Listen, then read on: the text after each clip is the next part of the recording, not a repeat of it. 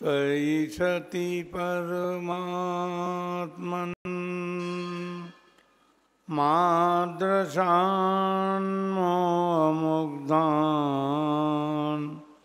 कथमतनुवशत्वान् बुद्धकेशान्यजेयम् सुगतमकदरं वा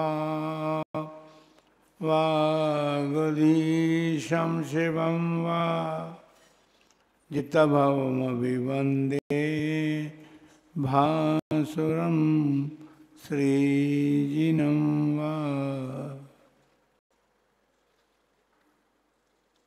देवादिदेव 1008 श्री शीतलनाथ भगवान की, 1008 श्री श्रेयांसनाथ भगवान की, 24 तीर्थंकर भगवान की, 20वीं सदी के प्रथमाचार्य चारित्र चक्रवर्ती आचार्य श्री शांति सागर जी महाराज की, परम पूज्य आचार्य श्री वीर सागर जी महाराज की, परम पूज्य आचार्य श्री शिव सागर जी महाराज की, परम पूज्य दीक्षा गुरुवर्य आचार्य श्री धर्म सागर जी महाराज की, परम पूज्य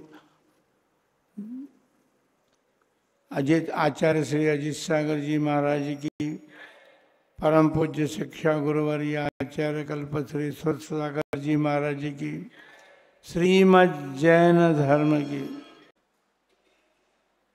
ये जिनालय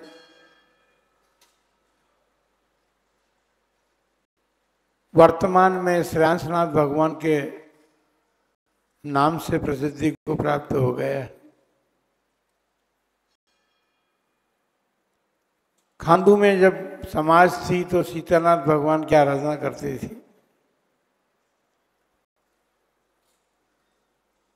जब कॉलोनी में आ गए तो यहाँ पर श्रेयांसनाथ भगवान भी विराजमान हो गए,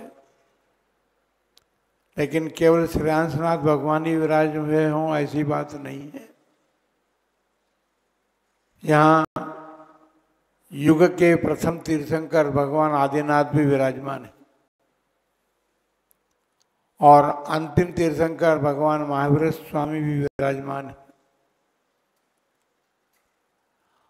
आदि और अंत के बीच में सभी आ जाते हैं। भगवान आदिनाथ स्वामी युग के आदि में हुए। हम सब सोचते हैं, जानते हैं, अच्छी तरह भलीभांति परिचित भी हैं कि हमारा जीवन जो है परिस्थितियों से ग्रसित है और परिस्थितियां और समस्याएं तो सबके जीवन में आती हैं। परिस्थितियों के सामने जो निराश होकर के अपना समर्पण कर देता है वो परिस्थितियों से छूट नहीं पाता। परिस्थितियां हमारे आचार्य परमेष्ठियों के समय में भी आई हैं। पूज्यपाद स्वामी के समक्ष परिस्थिति आई थी, समंत भद्र स्वामी के समय भी ये परिस्थिति आई थी। परिस्थितियों को केवल परिस्थितियां मान करके हम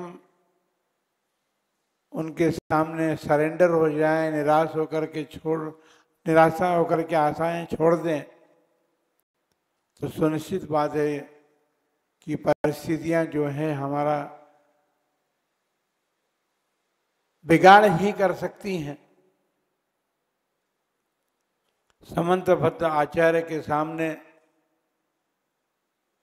एक परिस्थिति थी। परिस्थिति इसलिए बनी थी कि समंत भद्र आचार्य देव दीक्षा के बाद महारोग से ग्रसित हो गए थे। ऐसा रोग जो खाए वो भस्म हो जाता था।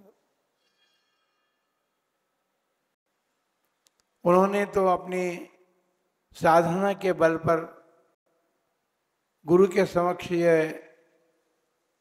इच्छा व्यक्त की कि भगवान मैं समाधि करना चाहता हूं। लेकिन गुरु लोग दूरदृष्टि होते हैं, उनको लगा कि समंतभद्र से तो धर्म की बहुत बड़ी प्रभावना होनी है। यदि असमय में ही ये समाधि मरण करके स्वर्ग चला जाएगा अभी तो और कुछ नहीं हो सकता, लेकिन धर्म की प्रभावना में घाटा आ जाएगा। गुरु ने आज्ञा दी कि तुम अपने रोग को जिस प्रकार दूर कर सको वैसा दूर करो। मुनि अवस्था में तो ऐसा हो नहीं सकता। मुनिजन तो दिन में एक बार भोजी होते हैं, खड़े खड़े आहार लेते हैं और जो दिया जाता है उसे लेते हैं। लेकिन रोग तो इतना भयंकर था कि उसे गरिष्ठ भोजन की आवश्यकता थी। छोड़ दिया, गुरु की आज्ञा है, और छोड़ करके एक ऐसे स्थान पर पहुंचे जहां मणो गरिष्ठ भोजन लड्डू चढ़ते थे। लेकिन ऐसा तो हो नहीं सकता था कि सत्य बात को पूर्णतया प्रकट करके और अपने उस कार्य को सिद्ध किया जा सकता था। उन्होंने कहा राजा से, ये सब तुम्हारे पुजारी लोग तो भगवान को तुम्हारे भगवान को कुछ खिलाते ही नहीं, मैं खिला सकता हूं, पर शर्त है कि मैं अकेला हूंगा और भगवान होंगे, इसके अतिरिक्त तो कोई बीच में नहीं आएगा। रोज भोजन जाने लगा। भगवान तो क्या खाते, उनके खुद ही खा रहे थे। लेकिन रहस्य खुलने में कोई देर नहीं लगती है। रहस्य खुल गए कि महाराज ये भगवान का भक्त बनकर के जो आया है वो तो भगवान को कुछ खिलाता नहीं, स्वयं कुछ सब खाता है। लेकिन अब रोग शांत होने लगा तो बचने भी लगा। रोग शांत हो जाए तो फिर बचता भी तो था, इसलिए वो रहस्य खुला था। शर्त यह भी कि तुमने अपराध किया है। राजा की आज्ञा थी कि तुम्हें शिव पिंडी को नमस्कार करना पड़ेगा। लेकिन देखिए, आत्मबल इतना बड़ा होता है बल। समंतभद्र आचार्य जानते थे कि ये शिव पिंडी तो पत्थर की पिंडी है, और जैसे ही मैं भगवान के स्तुति स्तवन प्रारंभ करूंगा ये पिंडी फट जाएगी। राजा को कहा गया कि राजन, मेरा नमस्कार ये पिंडी सहन नहीं कर सकेगी। आत्मबल था, मनोबल था, और आत्मबल के सम्मुख कोई बल नहीं होता। उनको विश्वास था मैं भगवान का स्तवन करूंगा तो राजा को हारना पड़ेगा मेरे सामने। स्तोत्र प्रारंभ हुआ। भगवान ऋषभदेव से उन्होंने स्तुति प्रारंभ की, और जैसे ही चंद प्रभु भगवान तक की स्तुति होने को आई और उन्होंने नमस्कार किया तो पिंडी फट गई। पिंडी फटी है ये तो ठीक बात है, लेकिन उसमें चंद्रप्रभु भगवान प्रकट हो गए। उन्होंने चंद्रप्रभु भगवान को नमस्कार किया। भगवान ऋषभदेव से लेकर के चंद्रप्रभु भगवान की स्तुति हुई, और धर्म का जो प्रभाव होना, प्रकट होना था, वो प्रकट हुआ। ठीक इसी प्रकार मानतुंगाचार्य के समय भी समस्या आई थी। उन परिस्थितियों में उन्होंने भी भगवान का स्तोत्र रचा। भगवान की भक्ति करने के कई माध्यम हैं। स्तुति, स्तोत्र, स्तवन के माध्यम से, पूजा के माध्यम से भगवान की आराधना की जाती है। साधुओं के पास तो कुछ होता नहीं कि वो भगवान के सामने कुछ चढ़ा सकें। उनके पास तो भक्ति है और भक्ति के साथ उनके वचन वरगणाएं हैं। उन वचन वरगणाओं के साथ साथ मनोबल इतना मजबूत होता है कि उस मनोबल से वे सब काम सिद्ध कर सकते हैं। जिसके पास मनोबल होता है, मनोबल तो प्रत्येक व्यक्ति को चाहिए। साधुओं का कोई ठेका नहीं है कि मनोबल के ठेकेदार वही हों।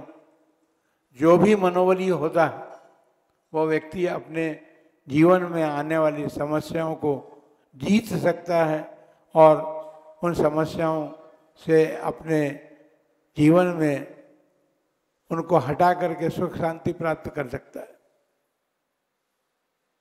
मानतंगाचार्य ने स्तोत्र प्रारंभ किया और स्तुति में भगवान को नमस्कार किया जाता है। सबसे पहला श्लोक बनाया भक्तामर का, जिसमें मानतुंगाचार्य भगवान को नमस्कार कर रहे हैं और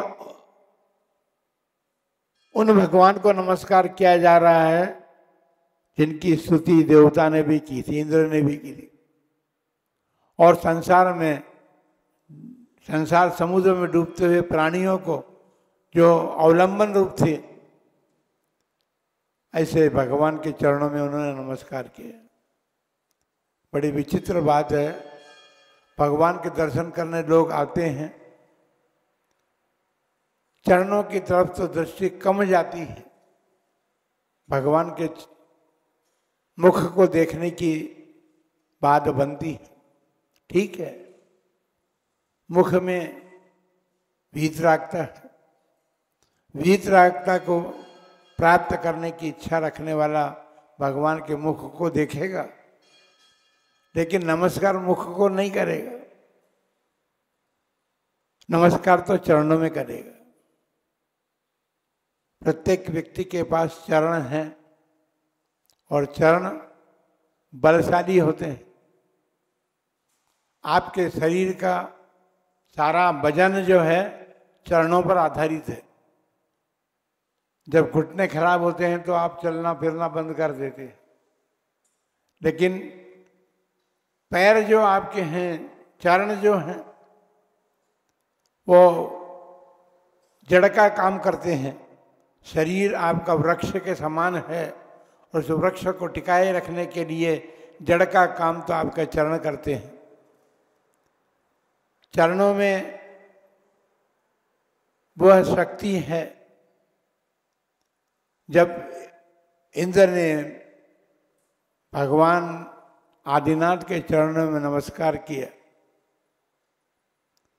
तो इंद्र के मुकुट में लगी हुई मणियां जो हैं प्रकाशित तो थी, क्योंकि अपन सभी जानते हैं कि रत्न प्रकाशमान होते हैं, किंतु भगवान ऋषभदेव के चरणों में जब इंद्र ने नमस्कार किया तो उनके अंगूठे, पैर के अंगूठों से वो रश्मियाँ निकली जिन्होंने उन रत्नों की रश्मियों को भी मात दे दी और वो अत्यंत प्रकाशमान हो गए। कहने का मतलब इतना ही है कि भगवान के चरणों के प्रति जिनकी भक्ति होती है, वे, हम ये नहीं कह रहे कि भगवान के प्रति भक्ति न रखें, चरणों के प्रति भी भक्ति होनी चाहिए, क्योंकि चरण ही सब कुछ हैं। भगवान चरणों से ही विहार करते थे, मस्तक से विहार तो नहीं करते थे। साधुजन चरणों से विहार करते हैं, इसका मतलब ये हुआ कि धरती जो है, उस धरती की मिट्टी जो है वो चरणों में लगती है, और चरणों में लगने वाली जो मिट्टी है या मिट्टी पर चलते हैं हम। अब तो योगा और एक्यूप्रेशर वगैरह अनेक पद्धतियां चल गई हैं। उसका सार ये है कि आप पृथ्वी पर चलें, आसमान में नहीं चलें। चलते आसमान में हैं पर आसमान में नहीं चलना। चलते हैं कि नहीं आसमान में? सब आसमान में चलते हैं। आकाश द्रव्य की चर्चा की है अपने धर्म में, और आकाश द्रव्य जो है सर्वत्र फैला हुआ है। आप बैठे हैं तो भी आकाश में ही बैठे हैं, क्योंकि अवस्थान स्थान जो देता है वो आकाश द्रव्य देता है। चलने वालों को भी पुद्गल स्वरूप जो वाहन हैं वो भी आकाश में ही चलते हैं। ये बात अलग है कि धरती पर भी आकाश है। भगवान ने जब समोसन से विहार किया, उन्होंने उनके चरण जो हैं इंद्र के द्वारा या विहार के लिए जो मार्ग बनाया गया, स्वर्णमय कमलों की रचना की गई, लेकिन भगवान ने तो स्वर्ण के कमलों को स्पर्श भी नहीं किया। फिर भी वे चरण पूज्य हो गए, वो कमल पूज्य हो गए, और वो पूज्यता प्राप्त कमल भी जो है धन्यता को प्राप्त हुए, क्योंकि भगवान ने भले उसका स्पर्श नहीं किया, लेकिन उन्हीं कमलों पर से विहार किया था। मुनिजन धरती पर विहार करते हैं, चरणों में मिट्टी लगती है, तो आप उनके पाद प्रक्षालन करते समय ये भावना क्यों करते हैं कि चरण रज हमें प्राप्त हो जाए? कोई महत्व तो है चरण रज में, इसीलिए तो आप कल्पना में मन में लाते हैं कि हमको भी चरण रज मिलनी चाहिए। बंधुओं, भगवान ऋषभदेव का स्तवन रचते हुए पहले प्रथम श्लोक में भगवान के चरणों में नमस्कार किया गया, लेकिन दूसरा श्लोक जब उन्होंने रचा, क्योंकि उसके पूर्व मानतुंग आचार्य को अपनी शक्ति का भान हुआ, मुझमें इतनी बुद्धि भी है कि नहीं है कि मैं भगवान जो तीन लोक के नाथ हैं उनका स्तवन बना सकता हूं, स्तवन रच सकता हूं। लेकिन आत्मबल जो था या मनोबल जो था, उस मनोबल ने संकल्प करा दिया, हे भगवान, मैं आपका स्तवन करूंगा, निश्चित करूंगा स्तवन। इंद्र आदि को ने, देवताओं ने आपका स्तवन किया है, ये बात ठीक है, मैं भी आपका स्तवन अवश्य करूंगा। और जब संकल्प होता है, किसी भी कार्य को करने का संकल्प होता है, तो कार्य में सफलता प्राप्त होती है। हमारा अपना ही अनुभव है, जब जब हमने संकल्प लिया, जिस कार्य के लिए संकल्प किया, सारा संग उस संकल्प के साथ साथ चल करके अपने कार्य में सफलता को प्राप्त कर पाए। 3 बार मस्तकाभिषेक के लिए गए, राजस्थान से ही गए थे, 2000 किलोमीटर से भी ज़्यादा चलना था, लेकिन फिर भी संकल्प में इतनी बड़ी शक्ति है। सब संघ ने संकल्प किया कि नहीं वहीं चलना है, तो संकल्प शक्ति के कारण संघ वहाँ पहुँच गया। चला अपने पाँव से, जड़ है जो शरीर की, वो जड़ से चला जाता है। इसलिए कहने का मतलब इतना ही है, हम चर्चा तो प्रारंभ की है, चर्चा तो हम आगे करेंगे, लेकिन हम ये इतना ही कहना चाहते हैं कि भगवान के चरणों में प्रणिपात हो, हमारा मस्तक झुके। यदि मस्तक भगवान के मस्तक से आप मस्तक झुकाएंगे, लगता आपका मस्तक टकरा जाएगा भगवान के सामने, लेकिन चरणों में विनम्रता होगी। एक अहंकारी जो होता है वो किसी के सामने अपने मस्तक से मस्तक बढ़ाता है तो उसका अहंकार दिखता है, और चरणों में मस्तक जब झुकता है तो नम्रता दिखती है। घरों में भी देखा जाता था, अब तो जमाना बदल गया, सब लोग कहते जमाना बदल गया। पुत्र पिता के चरणों में झुकता था, चरण छू करके नमस्कार करता था। बहू सास के चरणों में झुकती थी, अब तो फॉर्मेलिटी पूरी की जाती है, वो घुटने तक भी झुकती नहीं, केवल हाथ उसके घुटनों तक जाते हैं। वो घुटनों को छू लेती है तो उन्होंने समझ लिया कि उन्होंने सास के चरण छू लिए। ऐसा नहीं है, नम्रता कुछ देती है और विनम्र व्यक्ति कुछ प्राप्त करता है। जो भगवान के चरणों में झुकता है, गुरुओं के चरणों में झुकता है, घरों में पुत्र अपने पिता के चरणों में नमस्कार करता है, सास के चरणों में बहू झुकती है तो आशीष प्राप्त करती है। आशीष में बहुत बड़ी शक्ति है। हमारे हाथ और पैर के अंगूठे जो हैं, आपने चरणों में नमस्कार किया महाराज के, लेकिन महाराज ने आपको आशीर्वाद हाथ से दिया है। लोग कहते पीछे लगा दो महाराज, पीछे में क्या रखा है, वो तो बहुत गलीक है, उस पीछे में क्या रखा है। हाथ और पैर के उंगलियों में और हाथ और पैर में इतनी शक्ति और सामर्थ्य होती तपस्रण की कि उससे किरणें निकलती हैं और वो किरणें हमें आशीष प्रदान करती हैं।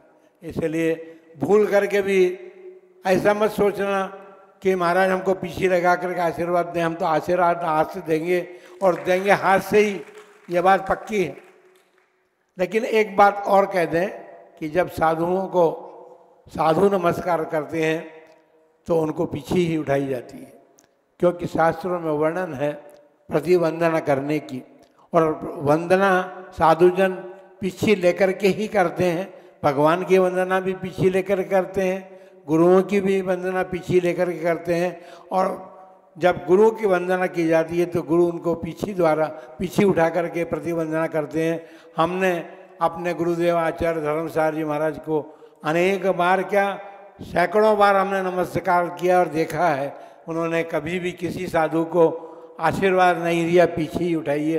और साधुओं ने उन्होंने पीछे उठा ली तो उसको आशीर्वाद ही माना, उन्होंने ये नहीं माना कि वो हमको नमस्कार कर रहे हैं। साधु गुरु नमस्कार नहीं करते, गुरु के मन में लेकिन आज्ञा है आगम की कि साधर्मी साधुजन यदि हमें नमस्कार करते हैं तो हम उनको पीछे उठा करके उनकी प्रतिवंदना करके उनकी वंदना को स्वीकार करते हैं। तो इसलिए नमस्कार, और नमस्कार के साथ मानतुंगाचार्य ने संकल्प शक्ति प्रकट की है, संकल्प किया है, करिष्ये, दूसरे श्लोक में करिष्ये शब्द डाला है, जिसमें उन्होंने ये अपने संकल्प को प्रकट किया कि भगवान मैं आपका स्तवन करूँगा। तो स्तवन स्तुति भी भगवान की पूजा ही है, और स्तवन स्तुति जिस प्रकार से की जानी चाहिए उसकी विधि है, उस विधि को अपना करके हमें भगवान की स्तुति स्तवन भी करना चाहिए। आप जब भी आए, ऐसा कोई आवश्यक नहीं है प्रातः काल आते हैं भगवान के अष्टद्रव्य से पूजा करते, दोपहर में यदि आया के काम पड़ा तो आप स्तवन स्तुति के माध्यम से भगवान की पूजा कर सकते हैं। और सायंकाल आप दीप पूजा कर ही रहे हैं, भक्तामृत स्तोत्र का पाठ करते हुए आप दीपक का समर्पण करते हैं। भगवान के स्तवन को दीपक नहीं देते हैं, लेकिन उन भगवान के स्तवन के माध्यम से जिन साधुओं ने रिद्धियाँ प्राप्त की हैं, उन रिद्धिधारी साधुओं को आप भक्तिपूर्वक दीपक समर्पण करते तो भगवान के चरणों में। तो उसका मतलब ये हुआ कि आपके मन में ये आस्था है, विश्वास है कि भगवान का स्तोत्र स्तवन हम करेंगे तो हमें शांति प्राप्त होगी। कार्य की सिद्धि की कोई बात तो नहीं है, सबसे बड़ी आत्म शांति चाहिए। संसार में आकुलताओं से भरा जीवन है, और कुछ क्षणों के लिए यदि भगवान का स्तवन स्तुति करके हम अपने समय को लगाते हैं तो यदि भक्तिपूर्वक किया जाता है तो स्तवन निश्चित शांति देता है। आप सबके जीवन में स्तोत्र स्तवन के माध्यम से भी भगवान की आराधना जगे और आप स्तुति कर करके अपने जीवन में शांति प्राप्त करें। इन्हीं में मंगल भावों के साथ जय बोलो आदिनाथ भगवान की।